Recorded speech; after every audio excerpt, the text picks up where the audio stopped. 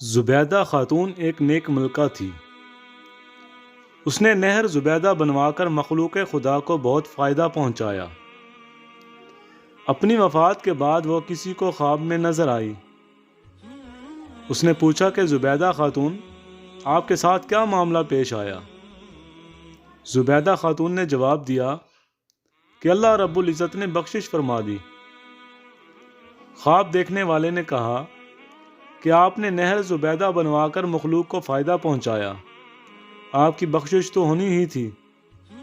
زبیدہ خاتون نے کہا، نہیں، جب نہر زبیدہ والا عمل پیش ہوا تو پروردگار عالم نے فرمایا کہ یہ کام تو تم نے خزانے کے پیسوں سے کروایا، اگر خزانہ نہ ہوتا تو نہر بھی نہ بنتی۔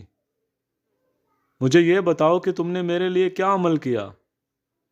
زبیدہ نے کہا کہ میں تو گھبرا گئی کہ اب کیا بنے گا، مگر اللہ رب العزت نے مجھ پر مہربانی فرمائی۔ مجھے کہا گیا کہ تمہارا ایک عمل ہمیں پسند آ گیا۔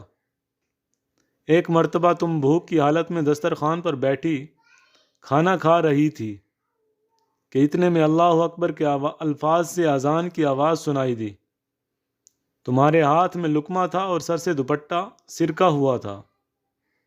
تم نے لقمے کو واپس رکھا، پہلے دوپٹے کو ٹھیک کیا، پھر لقمہ کھایا۔ تم نے لقمہ کھانے میں تاخیر میرے نام کے ادب کی وجہ سے کی، چلو ہم نے تمہاری مغفرت فرما دی۔